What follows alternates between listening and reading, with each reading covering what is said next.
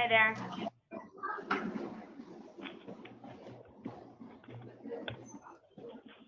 Looks like we might have a few others that are on mute.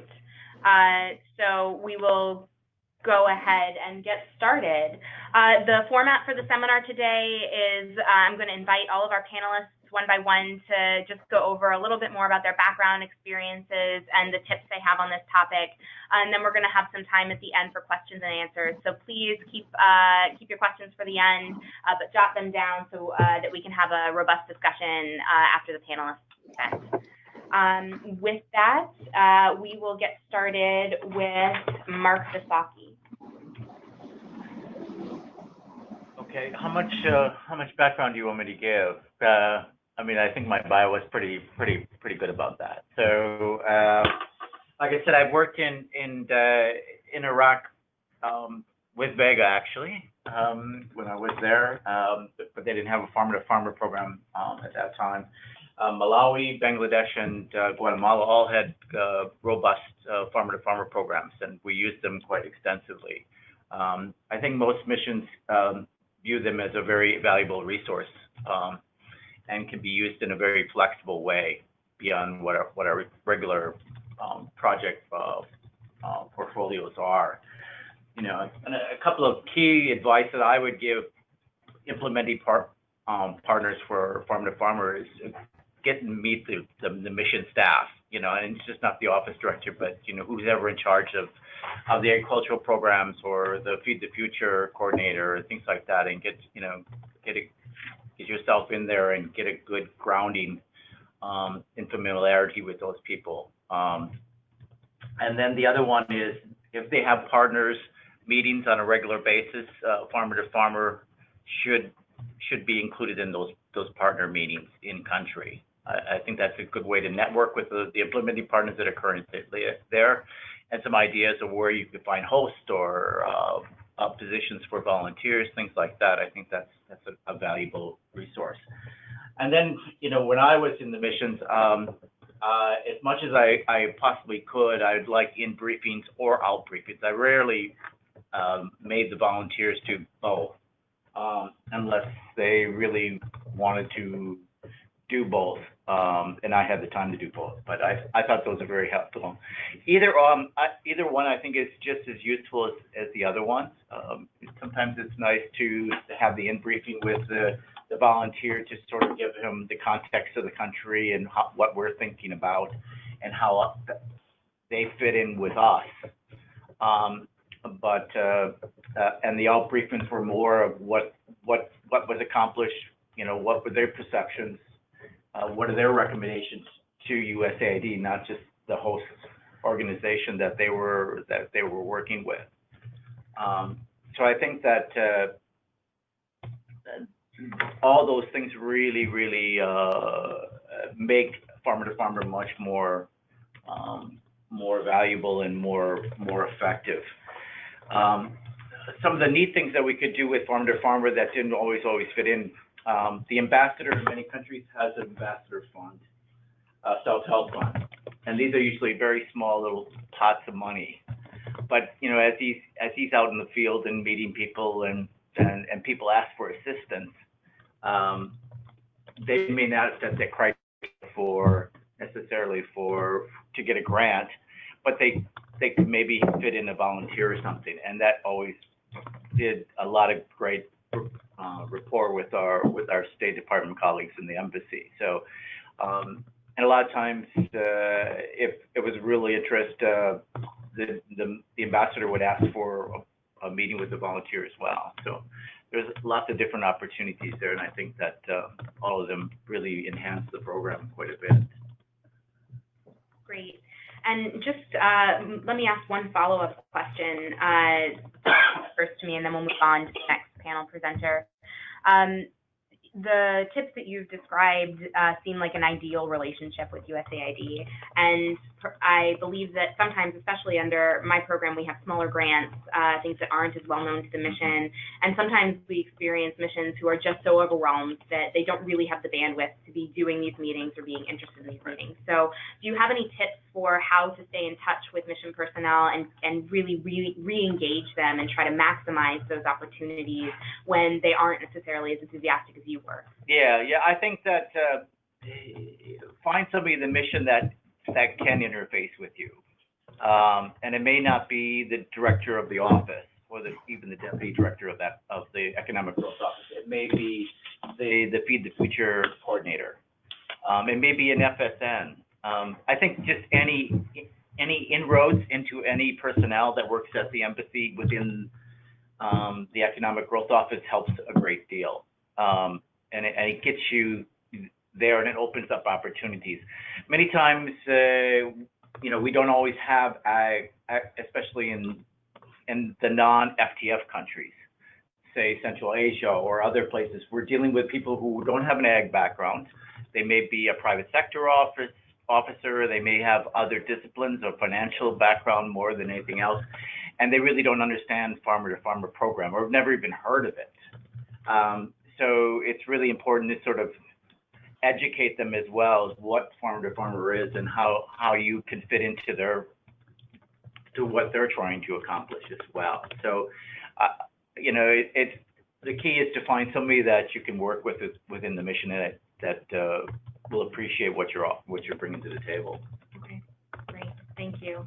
So I'm sure we'll have a lot more questions for you, but let's move on. Maya, if you wouldn't mind speaking next. Sure. So hi everyone, and thanks for the introduction. I'm the project director of the Lebanon Reforestation Initiative, which is a USAID funded project implemented by the U.S. Forest Service in Lebanon. And we've been working here since 2010. Actually, we're on the second round of funding from USAID. And before that, I also worked with another USAID project that was also here in Lebanon on agricultural development.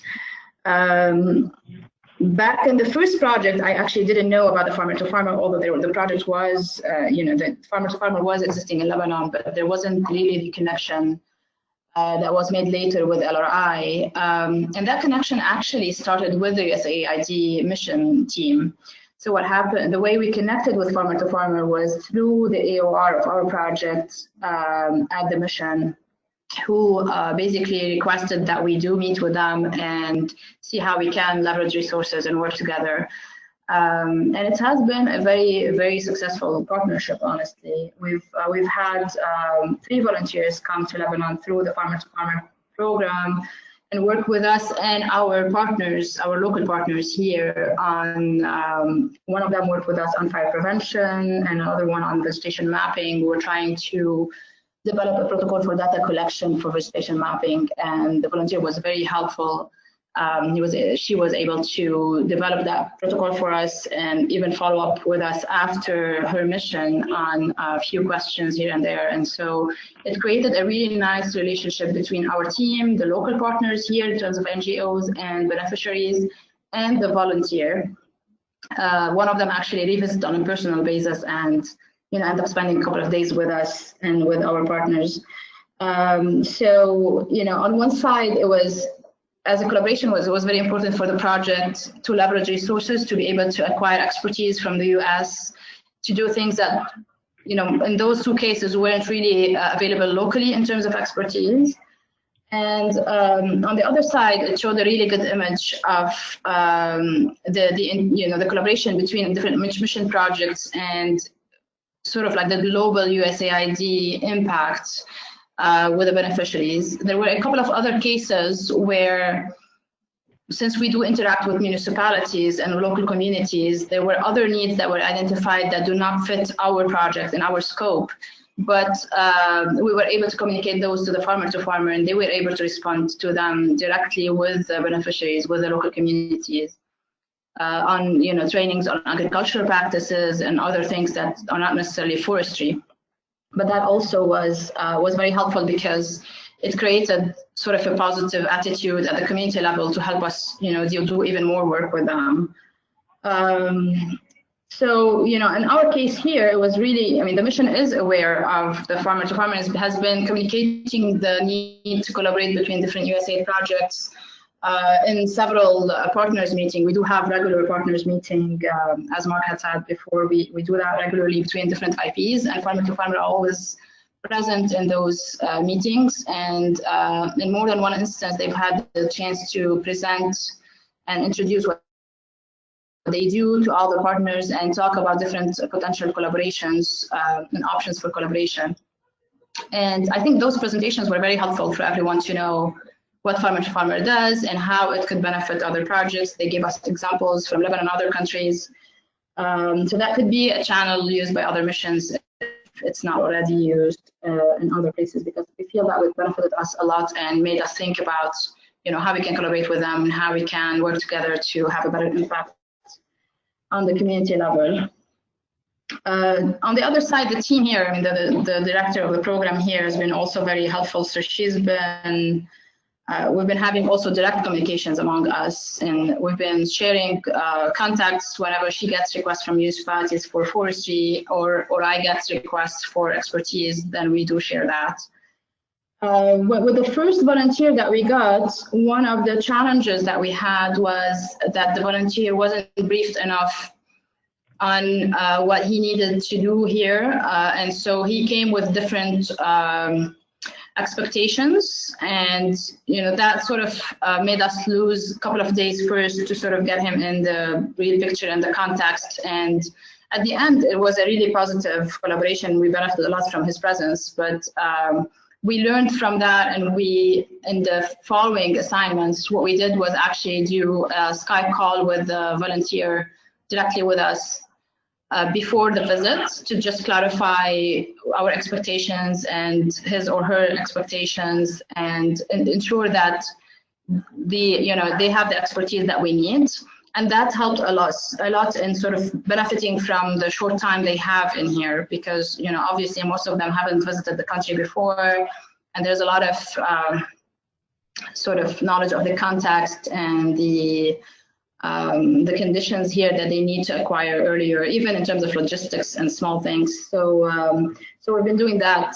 After that, we've been having a connection with the volunteer earlier, just to brief them and to ensure that they're on the same page before they come. And that's with the second volunteer who came, that made a huge difference.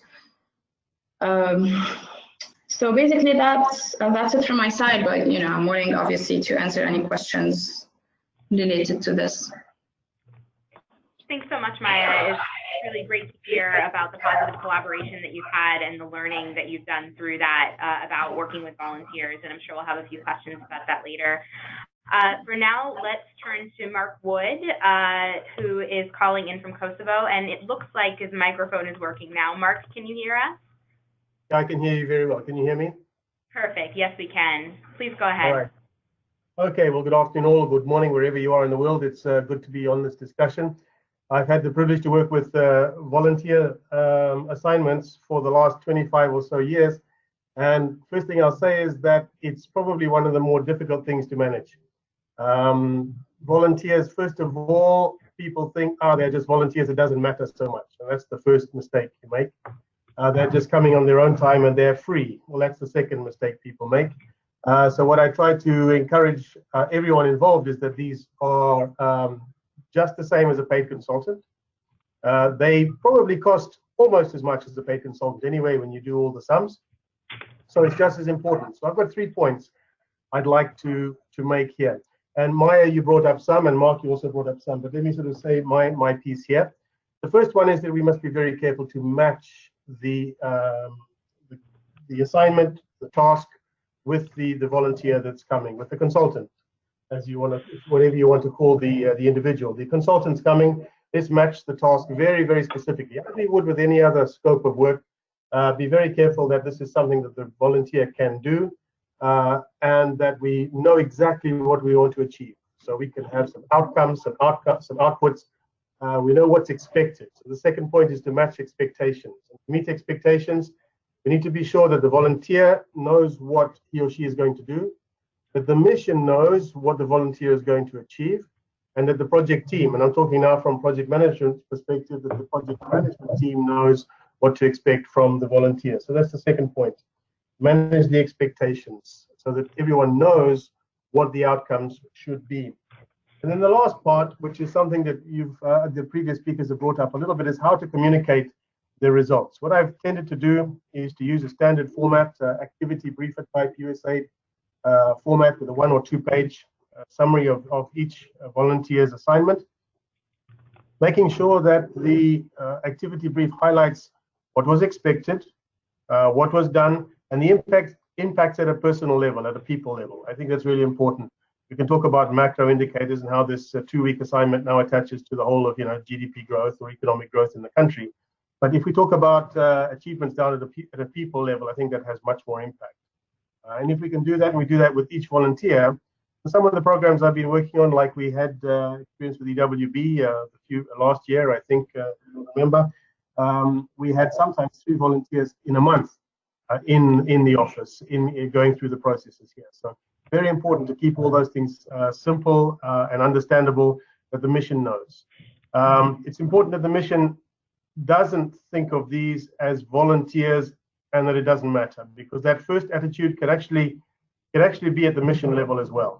The volunteers are here, what are they doing? I'm not sure that it's very valuable. So really we need to overcome this by making sure that the mission knows precisely what's expected, and that the activity brief at the end is very, very clear and documented with photographs, expressions of gratitude from clients, technical issues overcome, and then the results that can be expressed in terms of financial revenues or sales or jobs or whatever indicator we're particularly looking at. So those are the things that I wanted to highlight. Match the task with the consultant as you would do with a paid consultant, no different. Manage the expectations so that everyone understands what's going to be the outcome or potential outcomes, and then clearly communicate those outcomes through a standardized reporting system, which is easy to read. That's why I like the USAID activity brief format, because the mission likes it, and it's something that's very, very clear. Putting personal stories as well as the general impacts in the document. So those are my 3 points for managing volunteers and the farmer-to-farmer program, or any other volunteer program for that matter. Very important to think about those things and to manage it as you would any other assignment. Thanks so much for those points, Mark. I was wondering if, for those who aren't familiar, you could talk a little bit about your partnership with Engineers Without Borders, EWB, and how that came about and how that functioned for you and supported the work of agro. Okay, interesting point. I before my assignment here, about 8 years ago, I did a few years back in Zambia working with NCBA Clusa. And when I arrived on assignment, I was taking over from a chief of party who was leaving. I found 3 pretty much full-time volunteers with EWB Canada. And I thought, wow, what is engineers doing here in Zambia on an agricultural project? Quite quickly, I was very impressed with the ability of the engineer folks, young guys and girls, with a really, really smart mind in terms of problem solving, and was very quick to see that the EWB volunteers, in this particular case, were able to resolve problems of any nature and to be very methodical and logical about it. So I thought, wow, okay, engineers have the role. When I came last year, I think it was the beginning of last year, Laura, the question from Vega came through USAID, do we have any volunteer positions or opportunities? I was quick to suggest EWB again, because I really knew that if we matched the tasks with the consultants, we could really have some effective outcomes.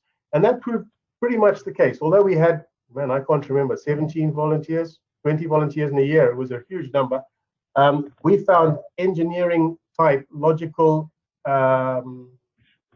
engineering type problems amongst the agricultural community without a problem.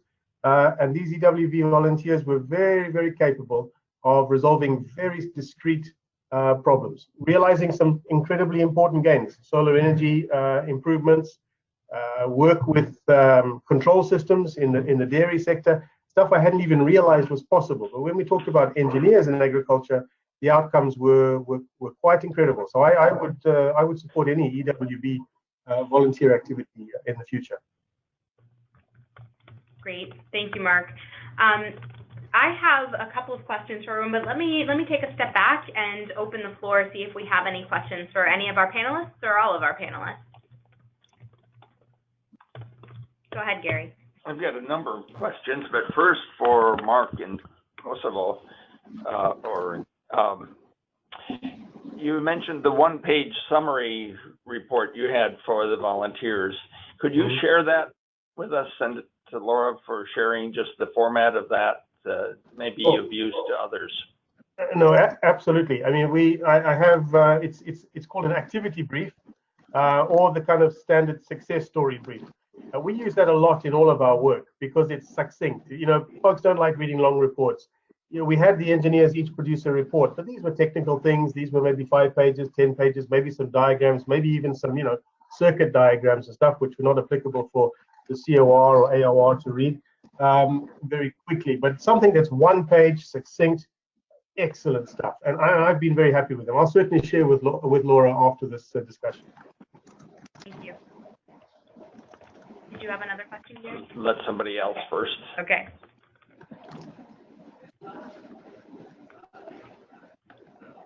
Hi, this is Margaret Anderson from CNFA.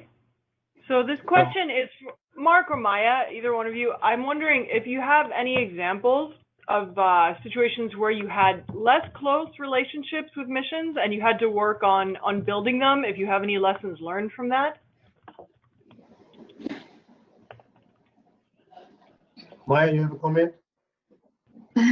Well, we actually, I mean, from our side, it's been, I don't think we had a lot of challenges. As I said, the mission here has been, at least for the 8 years that we've been running this project, they've been having regular IP meetings, and they've been encouraging a lot of collaboration between the projects. And so they've been at the core of this, and I think that played a major role.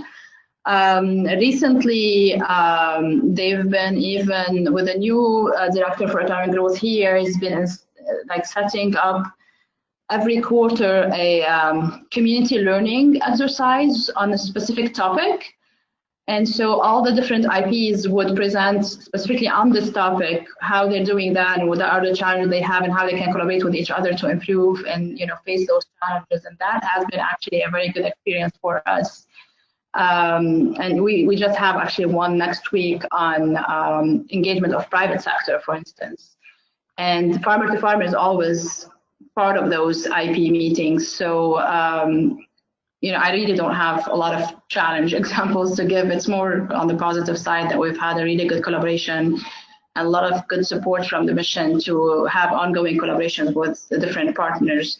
That obviously doesn't mean that all the implementing partners collaborate on the same level. As LRI, we've been actually actively addressing all the different other projects and trying to find ways to collaborate with all of them. There are cases where the other IPs are just not as interested in investing time and trying to create such collaborations. But it's more on the IP level than the mission level in our case. Interesting. I'll just make one other comment. I think there's nothing better than getting somebody out in the field to experience firsthand even one volunteer assignment and the outcomes of that assignment. Maybe if you have a couple or 2 or 3, I think it's fine. I think Maya, I think you said 3. I personally don't have as much success with the IP meetings. I think they're very high level and too general. I think getting somebody out in the field to see a real experience with real people, I think really makes a difference and brings people on board. So if there's any skepticism amongst the mission, get them out for an afternoon, discuss why it's important and show them the results. I think that really makes it. Thank you. Yeah, I'd agree with that, and say that I always try to incorporate 1 or 2 visits when we went to the field that had a farmer-to-farmer volunteer, and just to get the feedback from the beneficiaries of that. And I think that helps build a lot of relationships. The other thing I would say is that, you know, between the implementing partners and even the USAID staff, is they can be great sources of finding volunteers for you. I mean, I brought my U.S. accountant out to Malawi And I know it sounds strange, but actually he was a Peace Corps volunteer in Malawi years before, so he knew the culture, he knew the place pretty good. He had a great time, and he did a lot of things that were unique that we never expected from him. So there's always sources. I brought in Guatemala. One of the hosts asked for a artificial insemination goat breeder. Well, I didn't even know you can artificially inseminate it, and I have an agricultural background. But actually, somebody on the USAID staff knew somebody, so we gave them the name and linked them up. You know, I also brought a good friend who works in the potato industry in the United States and seed potatoes, and he came down and, as a volunteer. So I think look for opportunities of hard to fill volunteers wherever you can get them. I think there's great sources out there within the mission and within the implementing partners as well. Do we have any questions from the phone?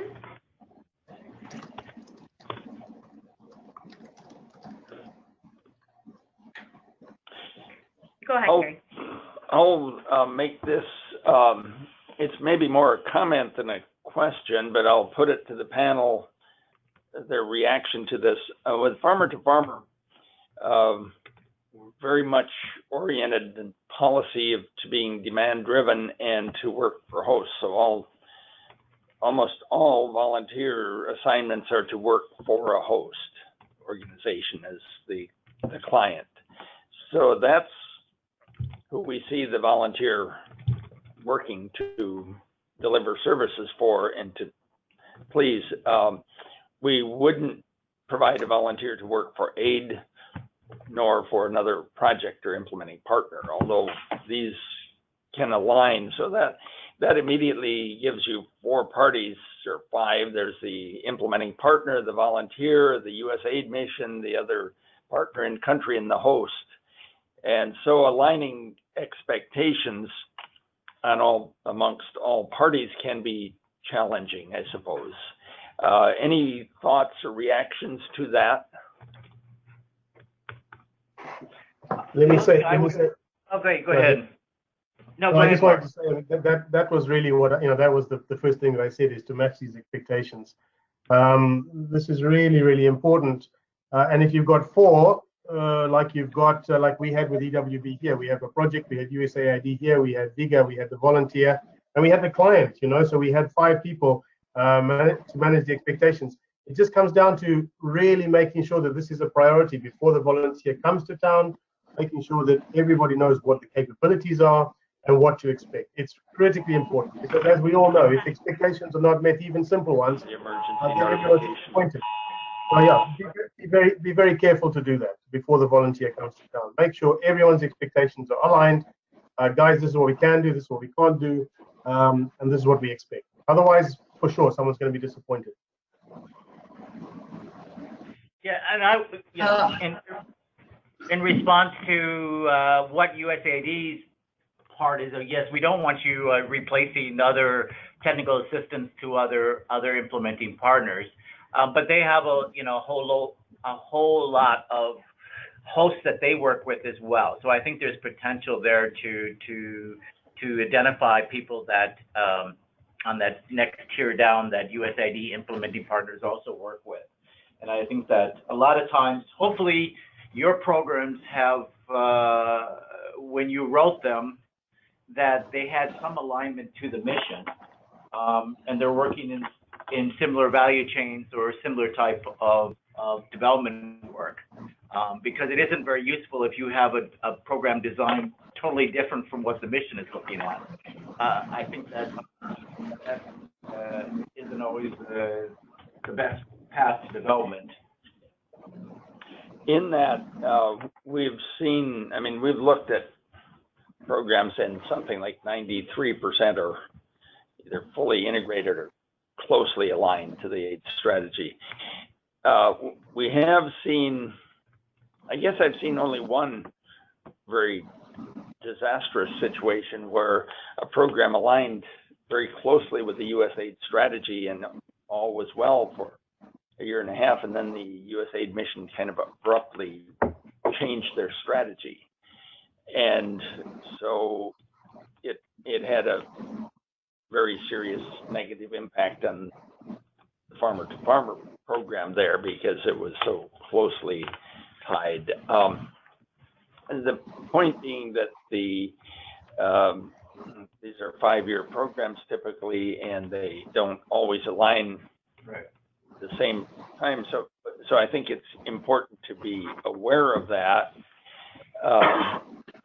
and also sensitize the missions to the fact that, okay, maybe the mission project ends in 3 years, but farmer to farmer can be an important kind of sustainable tail to continue some support to the sector, the area institutions. And I think there are unexploited, sometimes unexploited opportunities for missions to use farmer to farmer that way, either to explore new areas that they might be interested in getting into, or to provide sort of follow-up support in an area after the main mission investments have ended.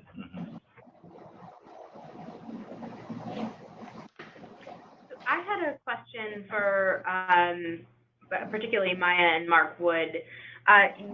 Obviously, you are leading larger programs that have access to a lot of STTA, and you're choosing to work with farmer-to-farmer volunteers in select circumstances. How are you making those decisions, and what do you look for when you are looking towards a partnership with farmer-to-farmer versus going with STTA? Well, in our go ahead, Mark. Okay, I just wanted to say that quite often, like we've just had a recent assignment here with CNFA, the farmer-to-farmer program was built into the subcontract with CNFA. But as I said at the beginning of my brief discussion, I don't think the volunteer and the paid consultant is any different. If we've got an access to a volunteer program, we still demand the same level of professionalism, of course, and the same match with the scope of work and the same expected outcomes and the same reporting rigor if we can get that. So for me, it's basically where can I get, if I have a farmer-to-farmer program which is going to give me cost-effective access to technical expertise, then I'll use that. If I'm going to go with paid STTA, then I will use that. But I mean, as I said, it's really important to me that these folks are here and that they're able to conduct themselves according to the match between the consultant's abilities and the requirements. So that's my take on it. It doesn't make much difference to me. From our side, it's really when we first started, we really needed more FTAs because we needed specific expertise in things that the Forest, and since we're a Forest Service project, that the Forest Service knew and had access to, and it was really very, very specific, and we had pre-identified experts for that. So whenever it's a field where either we have a local identified person for it or a Forest Service identified expert that we want, specifically that person to be working with us on this, that's when we use FTAs. For the farmer-to-farmer, it was mostly assignments that through the process, we found that we needed an expertise on this, but like on a specific topic, like the data collection or the fire prevention part. We didn't have anyone that we knew about it to do the work, and we needed help identifying a good expert for it. And on the other side, it wasn't really planned, so basically it wasn't really budgeted for enough. So that's when we started the first collaboration. We knew about farmer to farmer, and we thought, this would be a good way to get to a pool of experts and try to identify the right person for this assignment. And then it was obviously a good, on the financial part, a good deal in terms of leveraging resources and ensuring that we can do more with the budget that we had. After that, it turned actually more into trying first with the farmer to farmer. Again, unless it's something that we had an identified expert that we definitely wanted to work with. But whenever it's something a new field to us and we needed to identify someone who can work with us on it, we used the farmer-to-farmer channel first. We had a couple of cases where we couldn't, through farmer-to-farmer, identify the right expert, and then we end up going through other channels through basically posting a consultancy and hiring someone. But our first choice, at least in the last 4 years, has been going through farmer-to-farmer.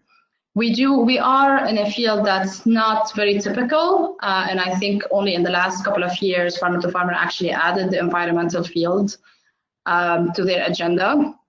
And on that, actually, I agree that farmer-to-farmer should follow the strategy of the mission and be flexible enough to adjust their strategy based on the strategy of the mission, because those change every 3 years. But also keeping an eye on what are the current ongoing projects, because we don't fit really under the current strategy of the mission. We fit obviously in terms of the log frame, but if you look at the general objectives, it's not really environmental, and that's why we do more at this point social cohesion and social stability work through reforestation. So if someone reads the CDCS, they wouldn't directly connect us to the CDCS unless they read our log frame. But still, we're here, and we could benefit from the farmer-to-farmer support. So maybe keeping an eye on both, on the CDCS, but also on the, are the current projects ongoing, especially that some of them start on a strategy and then last after the strategy has been changed. So looking at potential partnerships also could help in keeping the farmer-to-farmer options open in terms of supporting both the mission strategy, but also the ongoing projects under the mission. So yeah, I think that's it. But basically, I mean, we've had a really good change so far, and we're really happy that they added the environmental field after that, because that makes it even easier to identify experts that can help us in our case. No, the only thing I would add to what Mark and Maya have said, more towards maybe Mark, is, and maybe I didn't understand it right, but when the FTF partner organization also has a standalone project that's related to the farmer-to-farmer program in country, that they can exclusively use their volunteers to support that project. And I've seen it, so it gets done. So what it does is build up a lot of bad feelings with the other implementing partners that USAID is using in country, because the volunteers are being hoarded for supporting that organization's other project.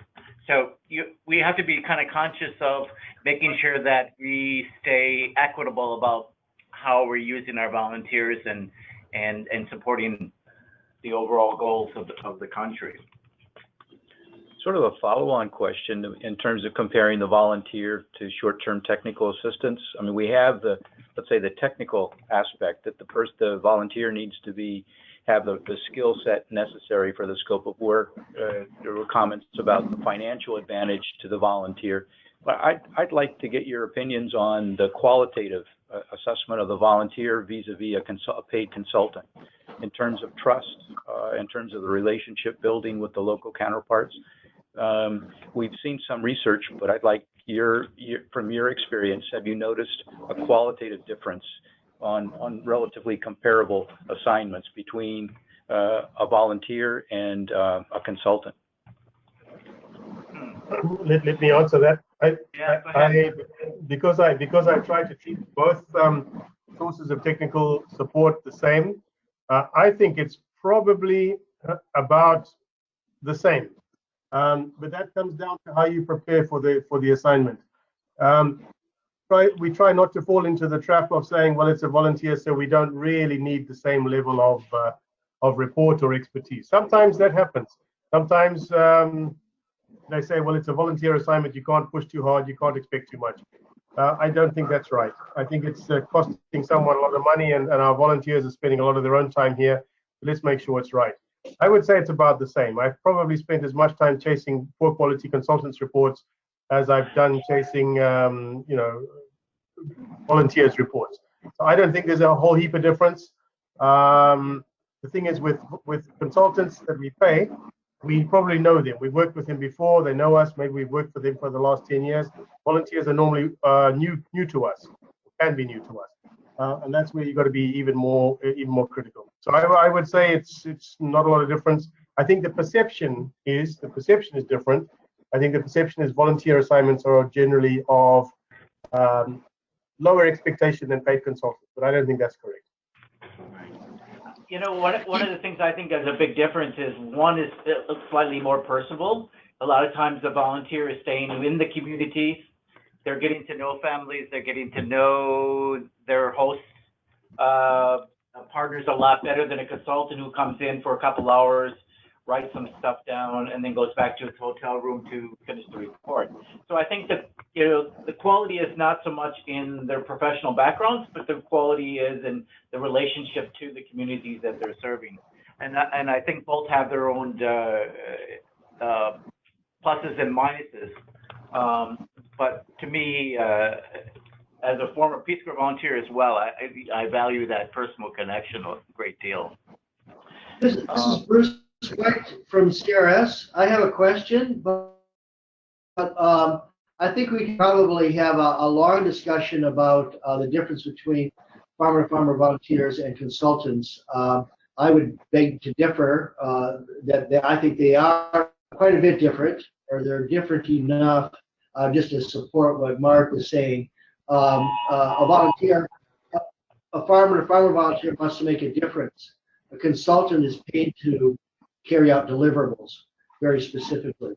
But anyway, aside from that, Mark, I actually have a question for you, and that is this. Have you ever noticed that a farmer-to-farmer implementer's relationship with the USAID mission has directly led to an associate award? Is there ever a case of that? Not in my case, because I don't think I had a buy-in. But I'm sure Gary, for your main component influence to buy-in. Yes, and the ones that come to mind immediately are Lebanon and Guinea, but also Georgia and Belarus, and there are a number of cases. There are cases too where whether it's strangely led to an associate award, maybe with an implementer that wasn't implementing in the country, but whatever that reason is. But yes, there are a fair number of examples of directly leading to an associate award. I think where you see it slightly more in missions that do buy-ins is the amount of money that they have dedicated in their portfolio to agriculture or food security, and that has a bigger influence. It's much easier if you have a small pot of money and get in a bigger bang for your buck if you buy into something like farmer to farmer rather than try to start a small standalone project. So I think that's it does pay on the missions that don't have a lot of great quantities of money to work on these issues. You would probably have a better chance of getting a buy-in that route. I'd have comment on the difference between a volunteer and a consultant. Yes, it should be a principle that they're treating as far as the planning and making sure of expectations. I think we have a fairly low bar for volunteer reports because a lot of volunteers, that is something a lot are not oriented towards producing lengthy written reports, and that's often required for a consultant. On the other hand, we like to think that the volunteers are actually doing things, farming, agribusiness, financial institutions, that they're so they're really involved with whatever skills they're bringing to the country, and that is valuable to get the real practical expertise and support to the host. Whereas consultants, and maybe more academic or more not directly involved as much in the actual business operations anymore. That may lead to a difference, and I'm just speculating now on the reception. It may be that the farmer groups or businesses that are hosts for volunteers get both that practical advice and also the personal relationship that Mark mentions, and so they may be much happier than USAID missions, or maybe projects that may need to see reports and value that more. And so maybe governments and aid might respond better to consultants because it's a slicker product that they deliver.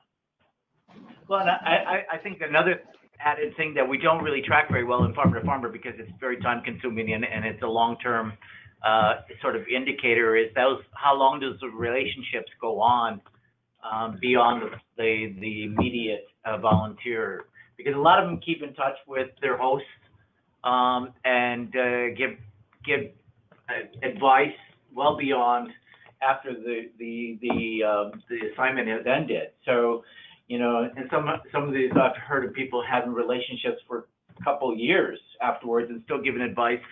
I've heard of people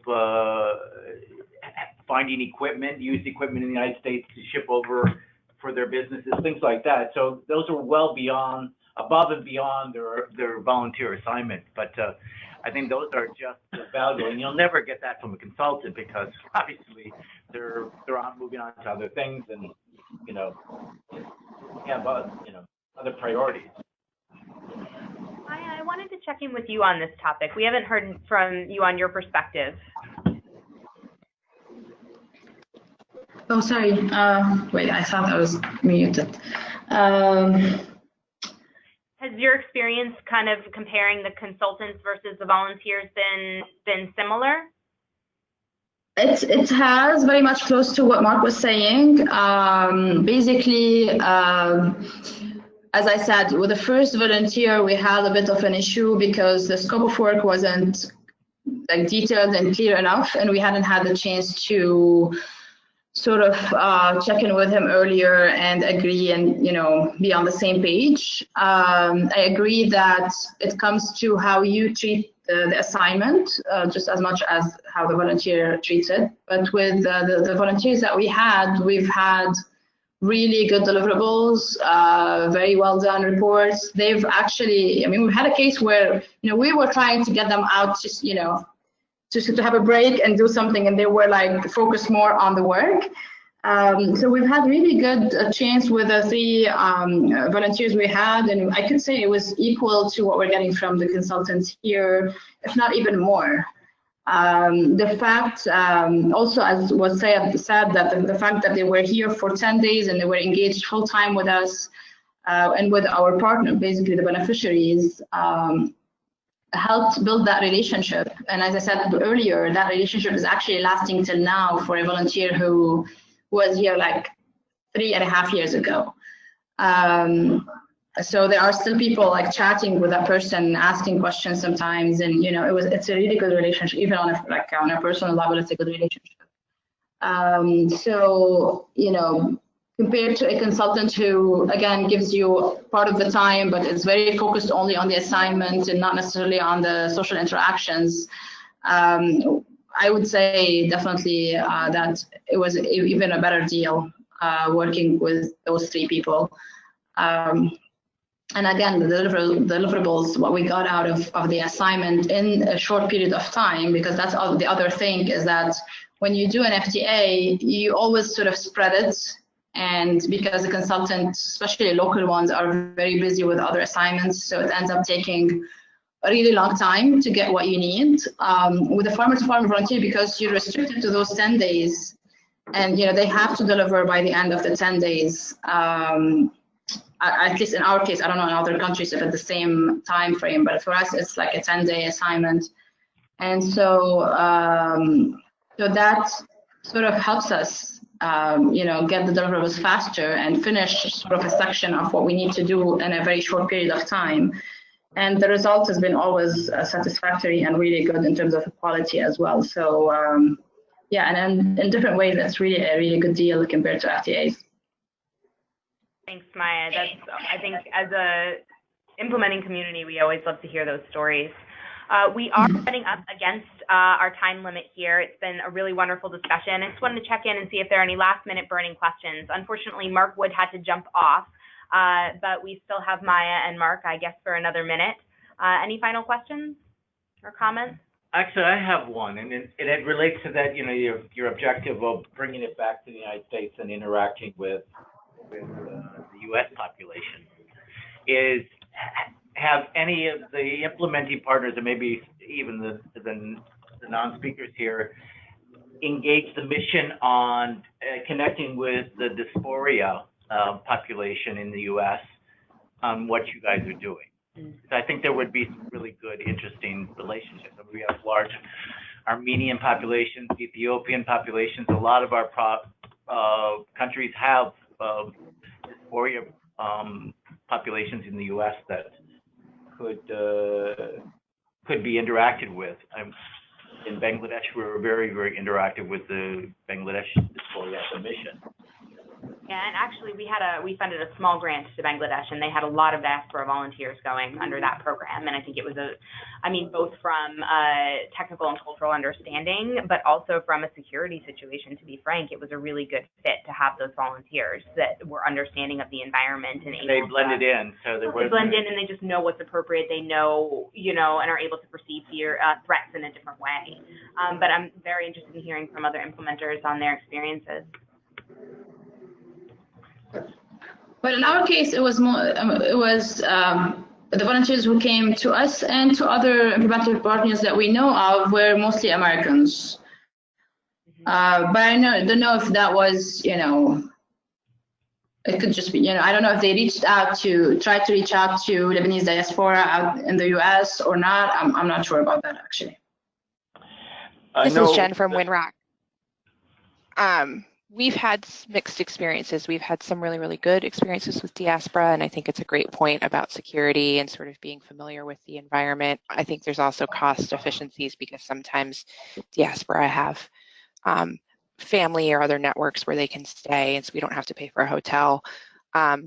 But then we've also had some challenging experiences where diaspora have sort of their own personal agendas for why they want to go back and other things they want to do that are outside of the scope of their assignment. And so that can be difficult to manage.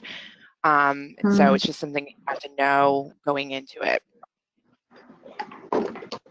Really good point, Jen. Thanks. All right, well, thank you everyone for your participation, especially our two Marks and Maya for sharing your time and your experiences and thoughts. We have recorded this session and we've taken notes, so we will have a summary on farmertofarmer.org shortly, and we'll share that with you as well so you can send it out to your teams. Thank you again, and have a great rest of your day. All right. Thank you. Thank you, everyone. Thanks.